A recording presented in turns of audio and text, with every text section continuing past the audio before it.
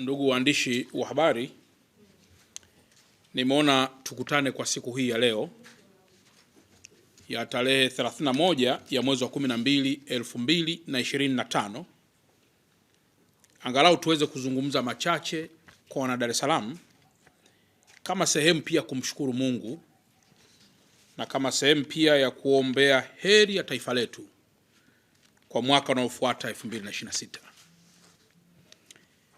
Kama mtakumbuka, ndugu waandishi wa habari, leo ni siku ya mwisho kwa mwaka 2025, na kwamba sasa kilichosalia ni masaa machache mwaka wetu uweze kupinduka na kuanza mwaka mpya wa mwaka 2026.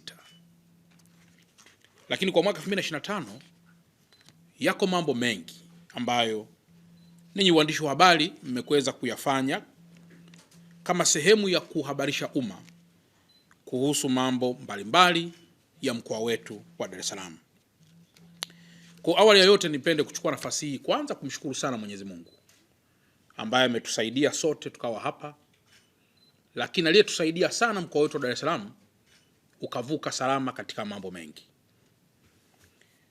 Na la kwanza ambalo ningetaka pia kumshukuru Mungu kwa zaidi ya yote ni kuhusu usalama wa mkoa wetu wa Dar es Salaam.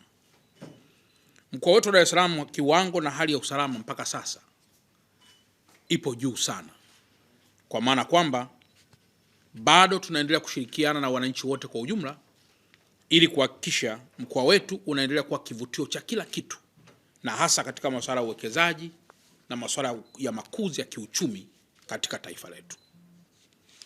Lakini jambo la pili, namshukuru sana Mheshimiwa Rais. Mnafahamu kwa dhati kwamba sisi kama wateuliwa tu wa Mheshimiwa Rais tunayo dhamana pana ya kuweza kufanya kazi kwa maelekezo yale anayoyaelekeza. Lakini zaidi, kama mnafahamu kwamba vyeo vyetu usipofanya kazi kwa bidii, maana yake Mheshimiwa Rais anayo haki ya kikatiba ya kufanya maamuzi ya aina tofauti na kazi ambazo wewe kiongozi umepewa kufanya na hujazifanya. Kwa nikiri kwa dhati kwamba tunamshukuru sana Mheshimiwa Rais Dr. Samia Suluhu Hassan kwa kuendelea kutuamini kwa mwaka unaopita huu 2025 na pengine hata kuendelea mwaka 2026.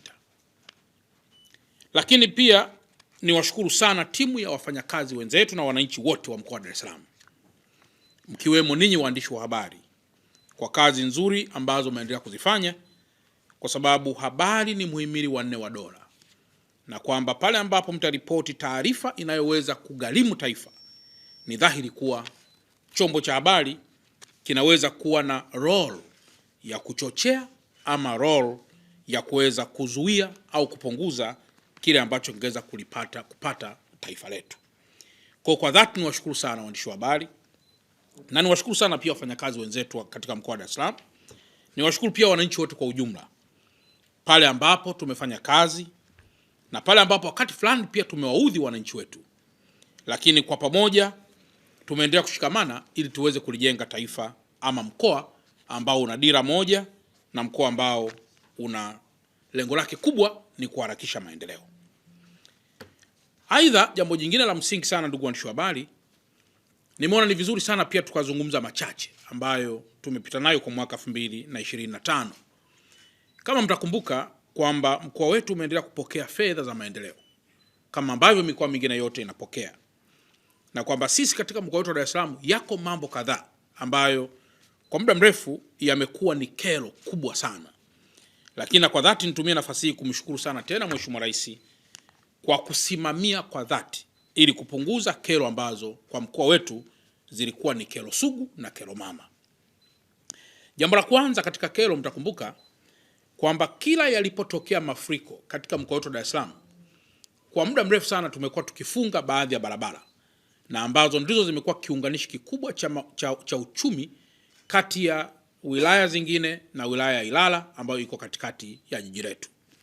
Na moja ya barabara ambayo tumekuwa tukiifunga sana ni hii barabara ya Jangwani, ambayo ni barabara Molo Road, na hasa pale Jangwani ambayo imetokana na daraja au maji ya mto kujaa juu ya daraja na kusababisha daraja hilo kutopitika na nyakati za mvua. Ninayo heshima kwenu ndugu waandishi wa habari kuambieni kuwa daraja lile tulilipata fedha kwa ajili ya kuanza kujengwa, na fedha nyingi sana ambazo zimekushawekwa hapo, si chini ya bilioni 97, na ambazo zimekushawekwa katika daraja la Jangwani ili kuhakikisha kwamba ifikapo mwaka 2026-27 daraja hilo linakuwa limekamilika. Sasa hili wakati fulani budget zinapangwa, lakini wakati fulani pia tunasema unapokutana na Mheshimiwa Rais mahali popote, jambo kubwa ambalo unapaswa kumweleza ni kuhusu maendeleo ya mkoa wako na kipande ulichopewa kuongoza. Kwa nikiri kwa dhati kwamba baada ya kumweleza Mheshimiwa Rais mara kwa mara katika hili, baadaye akaidhinisha fedha ambazo zimekwenda sasa kuanza kujenga daraja la Jangwani, kujenga daraja la Mkwajuni na kujenga daraja la Kigogo. Daraja la Kigogo, ndugu waandishi wa habari, linajengwa kwa chini ya bilioni 17.7. Wakati daraja la hapa Jangwani linajengwa kwa chini ya bilioni 97. Na daraja la Mkwajuni linajengwa kwa chini ya bilioni 11. Sasa ukiangalia fedha hizi zote ni fedha ambazo ziko pamoja, zimekaribiana ili kuhakikisha kwamba barabara zinazoingia mjini zinapitika. Kwa hii ni jambo ambalo kwa kuwa lilikuwa kero kwa muda mrefu, na kwa kuwa ilikuwa inalazimika kusimamisha shughuli za kiuchumi kwa kufunga barabara hiyo, nitoe maelezo ya dhati kwamba tunashukuru sana Mheshimiwa Rais kwa kuridhia ili kuiondoa adha hii ambayo kwa muda mrefu kimekuwa ni kilio kwa wana Dar es Salaam. Lakini jambo jingine la muhimu ambalo pia nitaka mlielewe, kumekuwa kuna malalamiko makubwa sana barabara ya kwenda Kongoe, hii pale Mbagala kwa mbele kwenye mto Mzinga. Kumekuwa kuna malalamiko makubwa na ambayo ninyi waandishi wa habari mmekuwa ni mashahidi.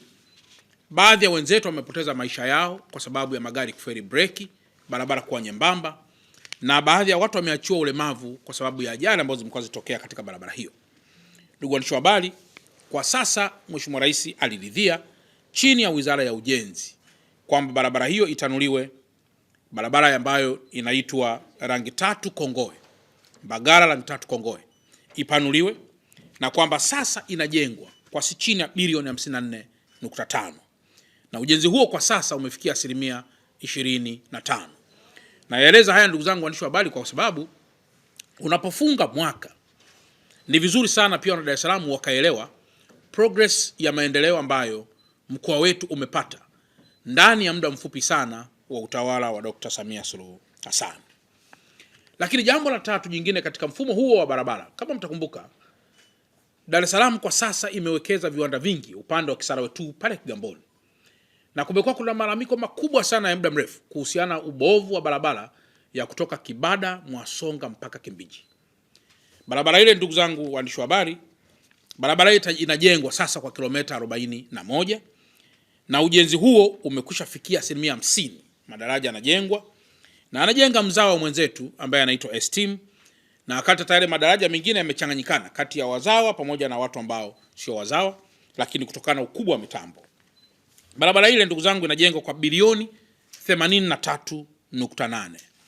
Na hiki kilikuwa ni kilio kikubwa sana cha wawekezaji wakubwa ambao wamewekeza kule Kigamboni, na sasa barabara hii inajengwa kwa bilioni 50 kwa bilioni 83.8, na ujenzi wake umefikia kama nilivyosema 50%.